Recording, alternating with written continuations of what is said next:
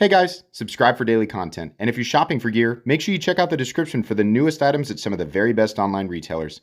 There's also links for some of the items that I personally recommend. Thanks! What's going on YouTube? Metal Complex here, and today I've got another short little unboxing video to share with you guys. I was not expecting this at all. This box, well, the box containing this Spyderco box has been sitting to my left for over a day because I didn't know what it was. I did not expect this knife to be here for a long time. I didn't know when. I just didn't think it would get here. You guys who pre-ordered this already have yours. So this has been scheduled out just a bit, but I'm super excited to open this up. I feel like I've been spoiled for Spyderco knives here lately, which is great. Because I didn't get to handle a lot this year. So I'm really excited. Thanks so much to my patrons for supporting me. Please make sure to follow me on Instagram at metal_complex. I'll link this. I don't know that these will be available for stock, probably. There's a bunch of different variations, and you've seen this knife before, right? This is a variation of Spyderco knife that I was super excited to pick up for myself. So what is it? Oh boy, this is my first time seeing it. Yes. Yes, of course. My favorite overpriced Spyderco. Of all the overpriced Spydercos, I gotta tell you, the Shaman is my favorite. In a recent live stream that I popped into, I said that the Spyderco Shaman is the most recommendable overpriced Spyderco. There's no doubt whatsoever that the Shaman, along with many Spyderco products, are too much money. But if you're going to go ahead and buy these knives for too much money, which I regularly do, right, you can definitely recognize when something is too high and still want it enough to pay too much for it, right?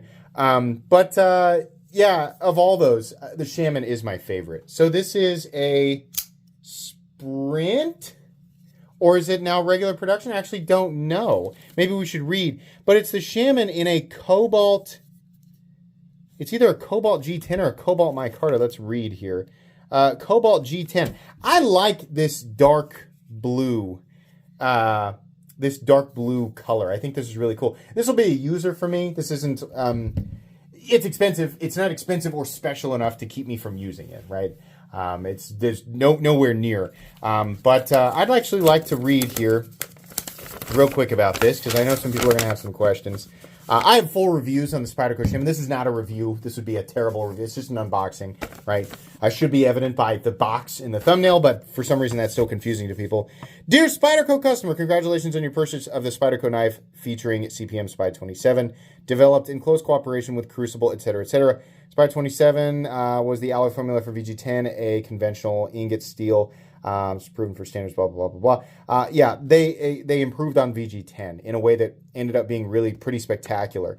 Addition of nitrogen, niobium, and additional carbon and vanadium, and then produces steel with the benefits of the particle metallurgy process. So make no mistake, this is not like slightly modified VG10.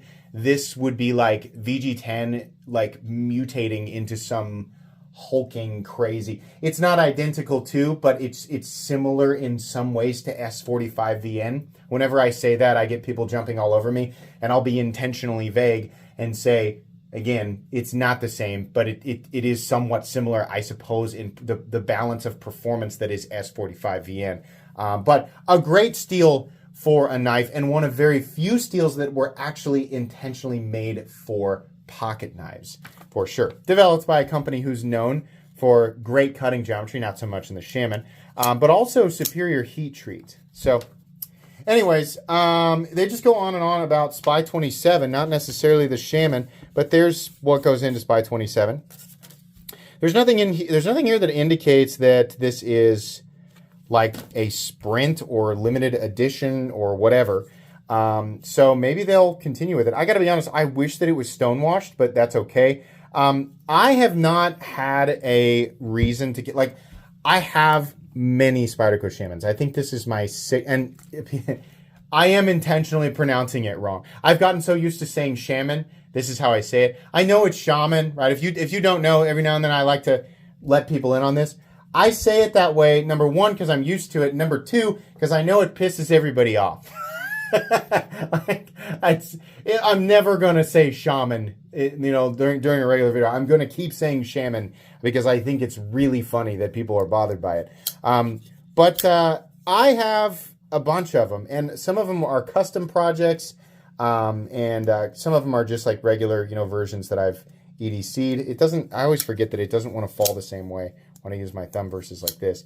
But anyways, I've wanted a reason to carry the Shaman again, even if it's just here and there. And I thought the combination of this Cobalt blue and the SPY27 was such a cool combination. So yeah, I plan on really using this thing, for pretty much like not abusing it, but just kind of throwing it in my pocket and using it for whatever. I will immediately replace the pocket clip because I hate these Spyderco clips.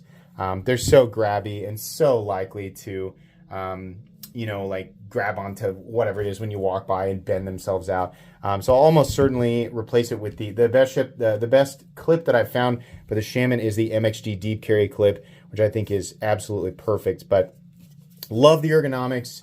Love the jimping. My own design, my Excalibur design, was heavily influenced by the Shaman. It's actually right here. I've talked about this many times, but the shape, while not identical, definitely some of the elements here I borrowed from the Shaman. I just really, really enjoy this one. But yeah, very cool. Let's take a look at the fit and finish. The G10 looks like Spyderco's G10. It's like some areas it looks like it's changing based on where I rub my thumb over it. Maybe it's just my hand oils, right? But the dark blue does look good for sure. The chamfering, again, on the Shaman, really, really nice. It's not quite a contouring, but it is nice and cozy, very melty in the hand. Hardware all looks good. T8, Spyderco's, the Shaman hardware. I like that it's T8 and not T6 like a lot of other Spyderco knives. I also like these button head screws versus the flathead ones. I always thought that was interesting about the Shaman. This is their typical, actually feel like it's like a machine satin finish on this. And then they have that, typical goofy end grind back here, but that's pretty normal. The actual cutting bevel looks pretty even. Maybe it widens out slightly towards the tip. A little goofy on this side, right? Which isn't going to matter too much as it'll get sharpened over time.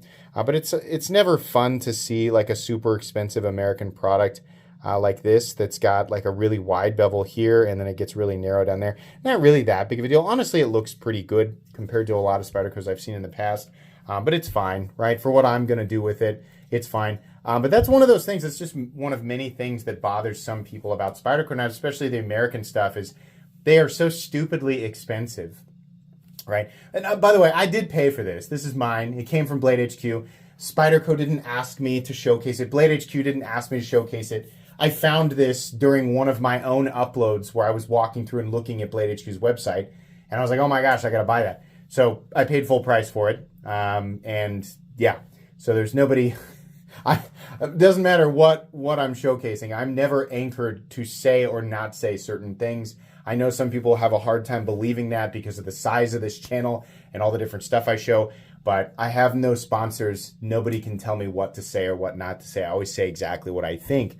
And I think the Spyderco Shaman is horrendously overpriced, and sometimes it has weird little fit and finish quirks, right? Sometimes you get a blade that's not centered. This one appears to be pretty good. Sometimes you get a little bit of blade play that's just impossible to work out. That also feels pretty good. And then like the cutting bevels, like this one's a little bit weird, not too bad, right? I've seen worse, but I've also seen better. And so it's just like, I wish that they could be perfectly consistent. The Shaman doesn't feel any different now than it did when it first released. And even then people were saying Spyderco's USA stuff is like not really on par with consistent quality control, considering how expensive they are, and they've only gotten more expensive. So am I happy with this knife? Yes. Do I recommend it? If you just absolutely love the Spyderco Shaman and you love Cobalt Blue and you love SPY27, yeah. For everybody else, oh my gosh, there's a million things out there that are way more competitive, right? You kind of have to be specifically into this. But cool though. Can't wait to EDC it. That's going to be it today, guys. Please make sure to follow me on Instagram at metal_complex. If you enjoyed this video, leave a like. If you'd like to check out my other content, I do, of course, have lots of videos of knives that are either expensive or inexpensive that I do or don't like. So check those out. And if you enjoy all my content, go ahead and click on that Metal Complex logo right there and subscribe because there's definitely more coming. Thanks again for watching, everybody, and have a great day.